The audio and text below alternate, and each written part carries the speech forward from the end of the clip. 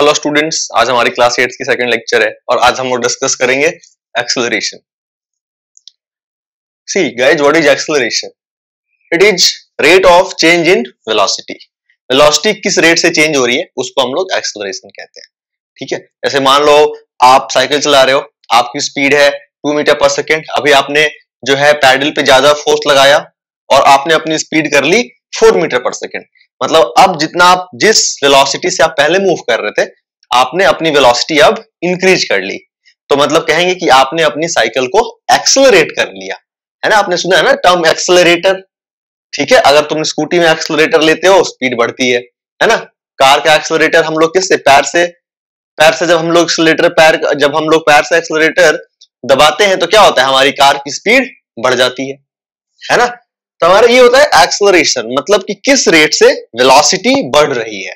ठीक है, उसको हम लोग एक्सेलरेशन कहते हैं। अब जो हमारे पुराने बच्चे हैं उनको तो पता है, वेलोसिटी का आइडिया है उनको, velocity is displacement upon time.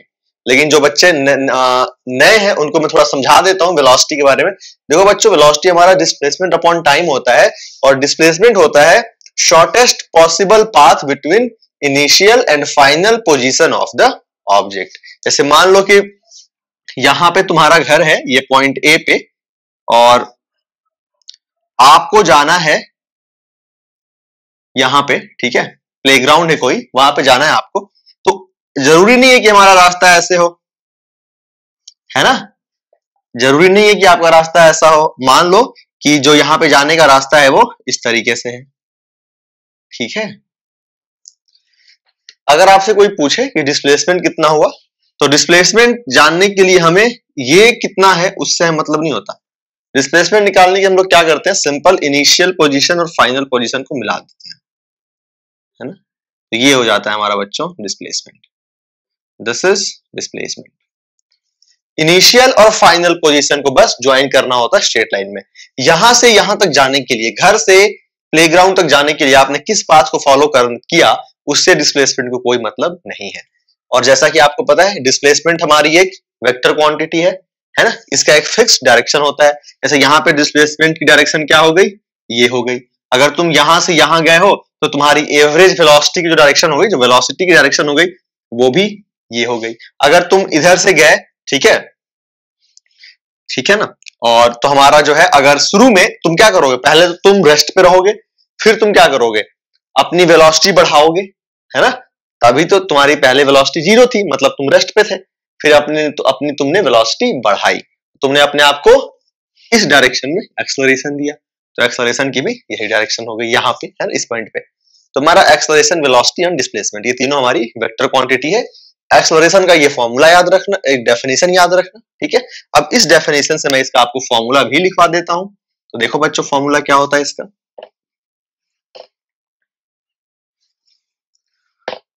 इसका फॉर्मूला होता है acceleration A is equal to V minus U by T.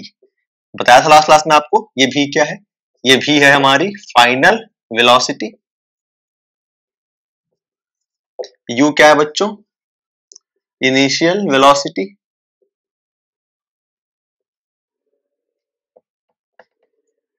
Okay good, और T है हमारा टाइम इंटरवल, जिस टाइम इंटरवल में वेलोसिटी हमारी इतनी से इतनी चेंज हो गई। ओके बच्चों, तो जैसे मान लो अगर आपको एक ऐसा क्वेश्चन आ गया कि एक ऐसा क्वेश्चन है कि Rohit started from rest and increased his velocity to 5 meter per second. Okay, Rohit started from rest and increased his velocity to 5 meter per second, 5 meter per second in 2 seconds.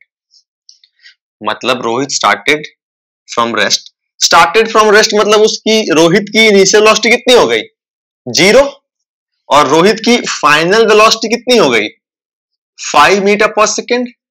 और इसके लिए रोहित ने टाइम कितना लिया, 2 second, है ना। ठीक है, तो एक्सेलरेशन का फॉर्मूले में अगर हम इसका वैल्यू पुट करें बच्चों, तो कितना हो गया, 5 माइनस 0 बाई 2, कितना हो गया, 2.5 मीटर पर सेकेंड स्क्वायर। ठीक है, आप लोगों को समझ में आएगी? गुड, आगे बढ़ते हैं हम लोग।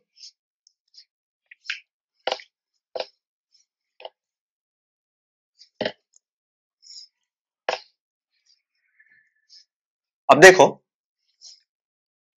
एक न्यूमेरिकल में और करता हूं।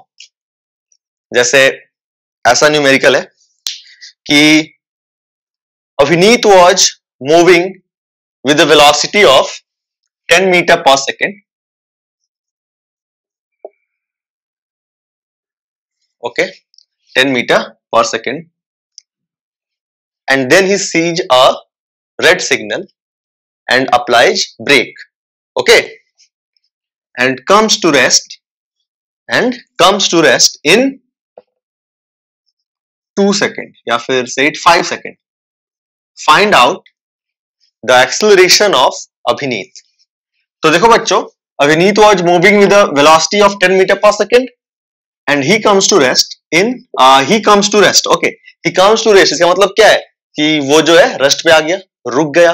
तो कोई भी अगर रुक जाता है उसकी वेलोसिटी कितनी हो जाती है? 0। यानी अभिनीत की जो फाइनल वेलोसिटी है वो हो गई 0। और टाइम इंटरवल कितना है? 5 सेकंड। अभिनीत ने कितना टाइम लिया ये अपने को 10 मीटर पर सेकंड से 0 मीटर पर सेकंड तक लाने में? तो दैट इज 5 सेकंड। तो एक्सेलरेशन का हमने फॉर्मूला यूज किया बच्चों, v minus U by T. कितना हो गया? 0 माइनस 10 अपॉन 5। ये कितना हो गया? माइनस 10 बाई 5 है ना, ये आ गया हमारा -2 मीटर पर सेकंड स्क्वायर। देखो यहाँ पे निगेटिव आया ना, निगेटिव आया, निगेटिव साइन के साथ आया। बच्चों निगेटिव एक्सेलरेशन को जो है हम लोग कहते हैं रिटार्डेशन। निगेटिव एक्सेलरेशन को हम लोग कहते हैं रिटार्डेशन। ये आप इसको याद रखिएगा। तो यहाँ पे अभिनीत ने किया रिटार्डेशन, ठीक है। एक्सेलरेशन भी कहते हैं निगेटिव एक्सेलरेशन, और इसको हम लोग, इसके लिए एक स्पेसिफिक टर्म है रिटार्डेशन, ठीक है ना। गुड, आई होप आपको एक्सेलरेशन का कॉन्सेप्ट क्लियर हो गया होगा। हम लोग आगे बढ़ते हैं अब। देखो बच्चों, आज हम लोग एक बहुत ही इंपॉर्टेंट 3 लॉज पढ़ने वाले हैं, है ना। न्यूटन्स 3 लॉज बहुत इंपॉर्टेंट है। देखो क्लास 8 के एनसीईआरटी में नहीं है ये चीज, लेकिन आप किसी भी कॉम्पिटिटिव एग्जाम के लिए प्रिपेयर कर रहे हो, जैसे कि आप कोई भी स्कूल ओलंपियाड या फिर कोई दूसरे ऑर्गेनाइजेशन का ओलंपियाड है जो आप लोग अपीयर होते रहते हैं, तो वैसे ओलंपियाड्स के लिए बहुत ही ज्यादा इंपॉर्टेंट है कि आप न्यूटन्स के लॉज से फैमिलियर हो। तो मैं आपको आज तीनों लॉज बताऊंगा, ठीक है। तो सबसे पहले हम लोग देखते हैं Newton's first law.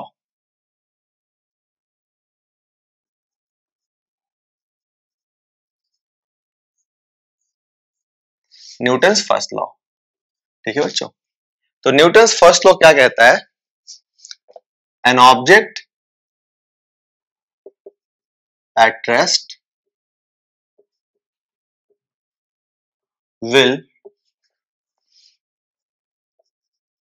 stay at rest and an object moving with constant velocity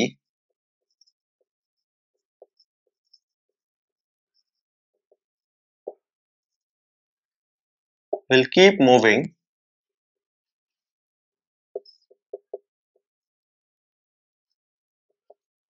with same velocity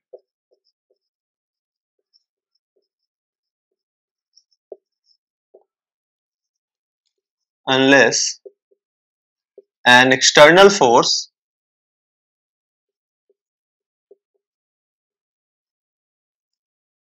इसको ना अनबैलेंस लिख दो, ठीक है। unless an unbalanced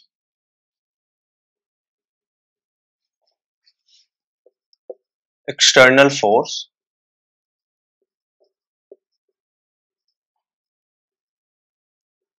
acts on the object, ठीक है बच्चों। An object at rest will stay at rest and an object moving with constant velocity will keep moving with the same velocity unless an unbalanced external force acts on the object, ठीक है। इसको हम लोग law of inertia भी कहते हैं, ठीक है। लॉ ऑफ इनर्शिया मतलब कि कोई भी ऑब्जेक्ट जो है रेस्ट में है तो वो रेस्ट पे ही रहेगा, और कोई ऑब्जेक्ट अगर एक कांस्टेंट वेलोसिटी से मूव कर रहा है, देखो मैंने वेलोसिटी टर्म यूज किया है, मतलब वेक्टर क्वांटिटी, मतलब मैग्नीट्यूड और डायरेक्शन दोनों सेम होना चाहिए। मतलब अगर ये इधर मूव कर रहा है 5 मीटर पर सेकंड से, this is north, north move कर रहा है 5 मीटर पर सेकंड से, तो it will keep moving in north direction with the same velocity 5 metre पर second unless an unbalanced external force acts on the object. Unbalanced मैंने क्यों बोला, क्योंकि इधर से 5 न्यूटन किसी ने लगाया, 5 न्यूटन किसी ने इधर से लगा दिया, तो नेट फोर्स कितना हो गया, 0, है ना। तो ये हमारा अनबैलेंस्ड फोर्स नहीं हुआ, यहां पे हो गया बैलेंस्ड फोर्स, 5 न्यूटन 5 न्यूटन, है ना। हमें अनबैलेंस्ड फोर्स चाहिए, ठीक है। अगर अनबैलेंस्ड फोर्स लगेगा तो जो रेस्ट पे है वो मूव करने लग जाएगा, और जो हमारा ऑलरेडी एक कांस्टेंट वेलोसिटी से मूव कर रहा है उसकी वेलोसिटी में कोई चेंज आ जाएगी, या तो डायरेक्शन में चेंज आ सकती है, नॉर्थ जा रहा था थोड़ा सा टर्न ले लेगा, या फिर 5 मीटर पर सेकंड से जा रहा था तो अब 4 मीटर पर सेकंड जाने लग गया, या फिर 6 मीटर पर सेकंड से जाने लग गया, है ना। इसको हम लोग लॉ ऑफ इनर्शिया बोलते हैं, ठीक है। और बच्चों देखो इनर्शिया का तो वैसे और भी टाइप्स होते हैं, वो हम लोग क्लास 9th में डिस्कस करेंगे, अभी डिस्कस नहीं करेंगे।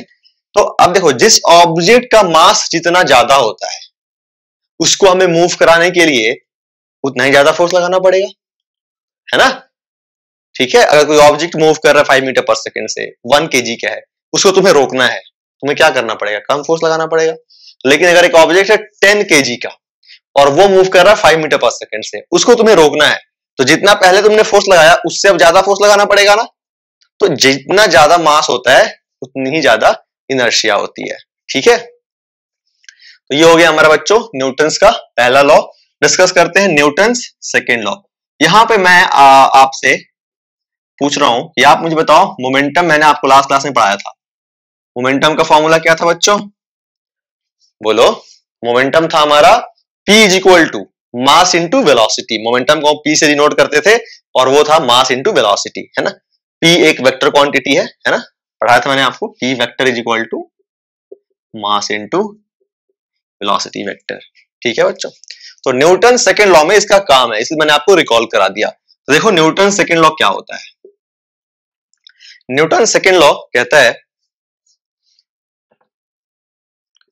Force applied on an object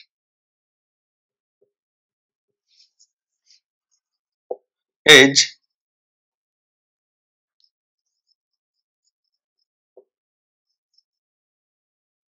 directly proportional to the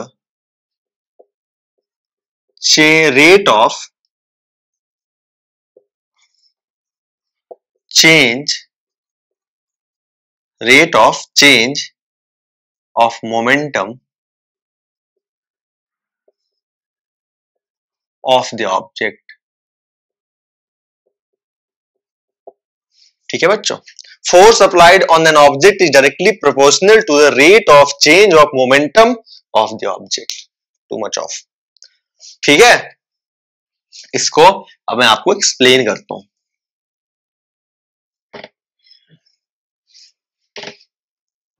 देखो बच्चों, इन्होंने कहा कि किसी भी ऑब्जेक्ट पे जो फोर्स लगेगा वो होगा हमारा चेंज इन मोमेंटम। देखो अब किसी भी चीज का रेट ऑफ चेंज, तो रेट ऑफ चेंज निकालने के लिए रेट ऑफ चेंज का यहां मतलब है कि कितने टाइम में चेंज हुआ, ठीक है। जैसे मान लो सिंपल सा हम लोग एग्जांपल ऐसे ले लें, अगर कि तुम्हारी स्पीड जो है 5 सेकंड में 0 से 10 मीटर पर सेकंड हो गई, तो 1 सेकंड में तुम्हारी स्पीड कितनी बढ़ी, मतलब हमने यहां पे मान रखा है कि जो स्पीड बढ़ने का रेट है ना वो कांस्टेंट है, ठीक है ना, रेट हमारा कांस्टेंट है।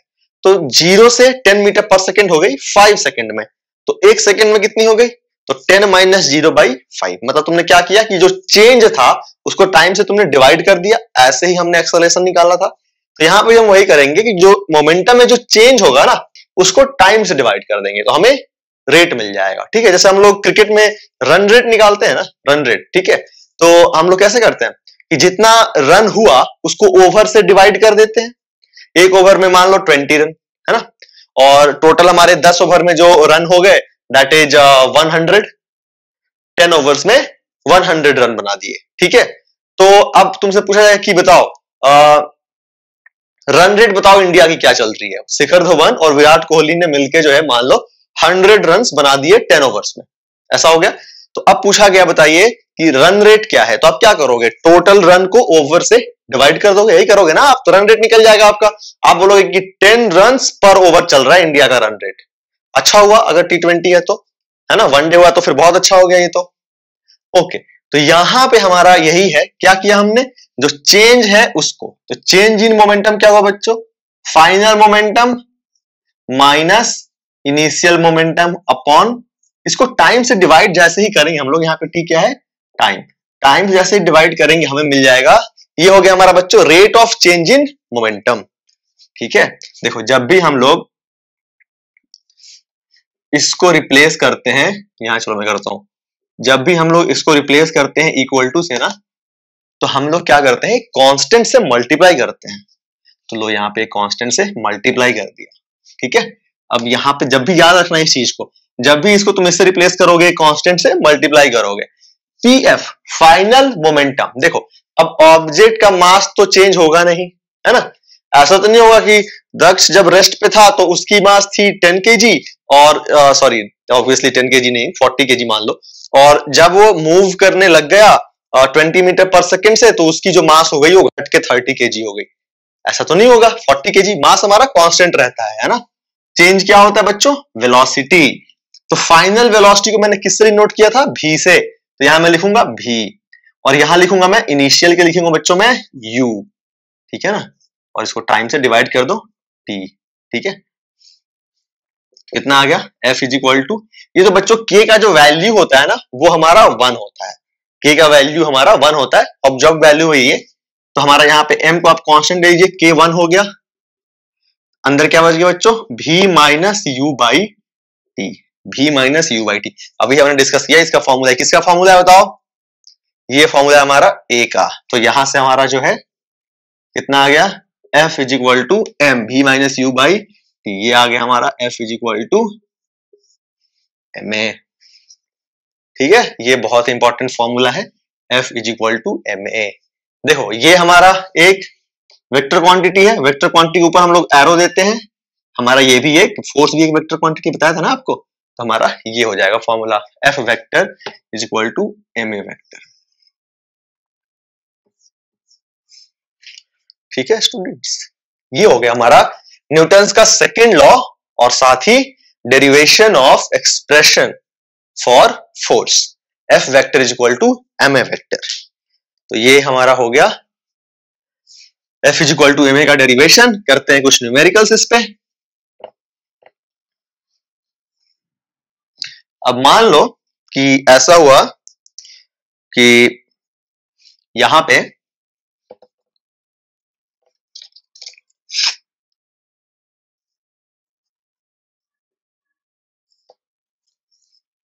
ये मान लो हमारा दोस्त खुश यहां बैठा हुआ है, ठीक है, रेस्ट पे है, इसको क्या किया, रोहित ने इस पे फोर्स लगा दिया, कुछ कितना लगाया नहीं पता, ठीक है, और इस पे जो है फोर्स लगा के इसको, खुश का मास ले लो आप 40 kg, और इस पे फोर्स लगा के खुश को इसने एक्सलरेशन दे दिया आगे की ओर 2 मीटर पर सेकेंड स्क्वायर।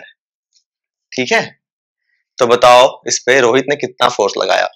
बहुत आसान है, F is equal to MA कर लेंगे बच्चों, F is equal to MA 40 into 2 80 newton, है ना, और एक्सलरेशन इधर दिया है ना, तो हमारा फोर्स की भी डायरेक्शन यही होगी इस तरफ, है ना। जैसे मान लो अगर ये हमारा ईस्ट है ना, तो 80 न्यूटन और ईस्ट डायरेक्शन। ठीक है ना बच्चों, याद रहेगा आपको। चलिए बहुत अच्छे, न्यूटन सेकंड लॉ भी हमारा हो गया।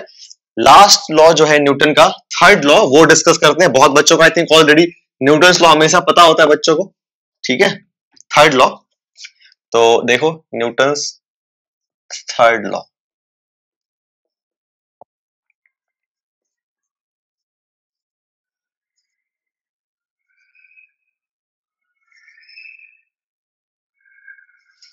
देखो न्यूटन थर्ड लॉ जो होता है क्या होता है, न्यूटन का तीसरा लॉ ये कहता है एवरी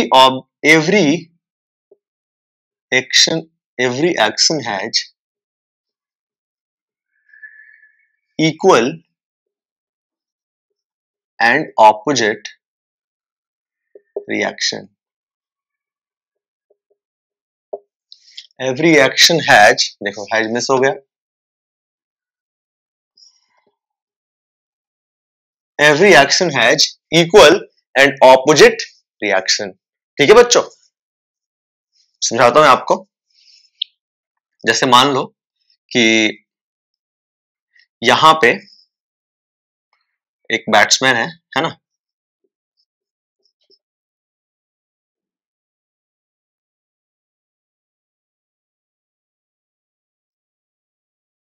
ठीक है, ये बैटिंग कर रही है, इसका बैट है, ठीक है, और यहां पे एक बॉल आई ऐसे, ठीक है ना, फुल टॉस बॉल है मान लो, तो इसने क्या किया, इसको हिट किया, तो हिट करेगा तो कुछ फोर्स लगाएगा ना, क्योंकि इसका मोमेंटम चेंज कर रहा है, पहला इसका मोमेंटम इधर था और हिट करके इसको मोमेंटम देगा ऐसे, तो इसने जब इसको हिट किया है ना, तो फोर्स लगाया, तो जैसे मान लो इसने जो है इस बैट ने इस बॉल पे ऐसे फोर्स लगाया, ठीक है, मान लो फोर्स लगाया 500 न्यूटन का, कितना बच्चों, 500 न्यूटन का, तो इस बॉल ने इस बैट पे कितना फोर्स लगाया, देखो यहां पे एक्शन हुआ बैट का, और जो बॉल जो फोर्स लगाएगी बैट पे वो रिएक्शन बोलेंगे उसको, तो रिएक्शन भी उतना ही होगा। Every action has equal and opposite reaction, तो ये जो बॉल है ये बैट पे इतनी ही फोर्स लगाएगी, लेकिन डायरेक्शन जो है वो हमारा ऑपोजिट हो जाएगा। ये 500 न्यूटन इधर लगाया, बॉल जो है 500 न्यूटन इस पे इधर इस डायरेक्शन में लगाएगी। समझ गए आप? चलो आप एक एग्जांपल और ले लो, जैसे मान लो कि ये हमारा जो है एक ट्रक है, ठीक है बच्चों, और यहां पे एक साइकिलिस्ट जा रहा है, ठीक है ना, तो ये ट्रक के आगे साइकिलिस्ट थोड़ा सा ज्यादा बड़ा बन गया, आप समझ गए होगे, है ना, तो अब क्या हुआ, इस ट्रक वाले ने इस साइकिलिस्ट को धक्का मार दिया, है ना, बोलो। अब मान लो इस साइकिलिस्ट प्लस साइकिल, इन दोनों का जो वेट है, सॉरी मास जो है, उसको हमने ले लिया कितना, मान लेते हैं हम 120 kg, चलो ठीक है, और एक ट्रक जो है, लोडेड ट्रक का मास काफी ज्यादा होता है ना, इसको हम लोग मान लेते हैं कि इसका जो मास है दैट इज 12,000 kg। ट्रक का मास हमने इतना मान लिया 12,000 kg। अच्छा अब बताओ, जब इसने इस पे फोर्स लगाया, किसने, ट्रक ने धक्का मारा, कैसे धक्का मारेगा, फोर्स लगा के पुश करेगा ना, धक्का मारना मतलब क्या होता है, पुश करना, तो इसने इस पे फोर्स लगाया, और पुश एक फोर्स होता है, तो इसने फोर्स लगाया इस पे, तो मान लो इसने जो फोर्स लगाया वो है 1200 न्यूटन का, मतलब जब इसने इसको पुश किया तो इसने इस पे 1200 न्यूटन का फोर्स लगाया, तो ये किधर फोर्स लगाएगा, आगे की ओर, ठीक है। अच्छा न्यूटन थर्ड लॉ से ये इस पे किधर फोर्स लगाएगा, पीछे की ओर, बिल्कुल सही बोला तुमने, पीछे की ओर, पीछे की ओर लगाया, तो अब मुझे तुम ये बताओ कितना लगाएगा, अगर इसने इस पे 1200 न्यूटन का आगे की ओर फोर्स लगाया है, तो ये इस पे पीछे की ओर कितने का फोर्स लगाएगा, बिल्कुल सही बोला तुमने, 1200 न्यूटन का, सेम मैग्नीट्यूड, डायरेक्शन ऑपोजिट, है ना, ओके। तो हमारा अब देखो, आप सोचते हो लेकिन इसमें तो ऐसा होता है कि साइकिल वाले जो है वो तो साइकिलिस्ट दूर चला जाता है, गिर जाता है ना, या फिर रोड से दूर कहीं जाके गिरता है, और ट्रक को तो कुछ होता है नहीं, ट्रक अपना वैसे ही चलती रहती है, बिल्कुल सही ऐसा ही होता है, लेकिन फिर आपने बोला सर कि इक्वल फोर्स लगाया, तो फिर ट्रक को तो कोई असर पड़ा ही नहीं, साइकिलिस्ट का तो इतना नुकसान हो गया, वो तो आगे जाके दूर जाके गिर गया, काफी दूर जाके, तो देखो ऐसा क्यों होता है, देखो फोर्स बराबर लगता है, लेकिन ना इसके वेलोसिटी में बहुत ज्यादा चेंज आती है, इसके वेलोसिटी में चेंज कम आती है, देखो ऐसा क्यों होता है, इस पे फोर्स कितना लगा बच्चों, 1200, और मास कितना है 12,000 kg, न्यूटन सेकेंड लॉ से हमारा F होता है ma, यहाँ पे F कितना है 1200, मास कितना है 12,000, एक्सेलरेशन कितना निकल जाएगा बच्चों, इसको इधर भेज देंगे, हमारा डिवाइड हो जाएगा, है ना, ये हमारा 10 में चला गया ना। यहाँ पे बच्चों एक्सेलरेशन आ गई, ट्रक की एक्सेलरेशन आ गई 1/10 मीटर पर सेकेंड स्क्वायर। ये आ गई बच्चों किसकी एक्सेलरेशन, ट्रक की। चलो मैं टी लिख देता हूं। और हमारा इसी तरह के साइकिलिस्ट की कितनी आ जाएगी, फोर्स अपॉन मास, फोर्स कितना है 1200, मास कितना है 120, ये हो गया हमारा कितना बताओ बच्चों 10, देखो 10 मीटर पर सेकेंड स्क्वायर। इसका कितना है बच्चों 0.1, इसका एक्सेलरेशन आया 0.1 मीटर पर सेकेंड स्क्वायर और उसकी एक्सेलरेशन आ गई 10 मीटर पर सेकेंड स्क्वायर।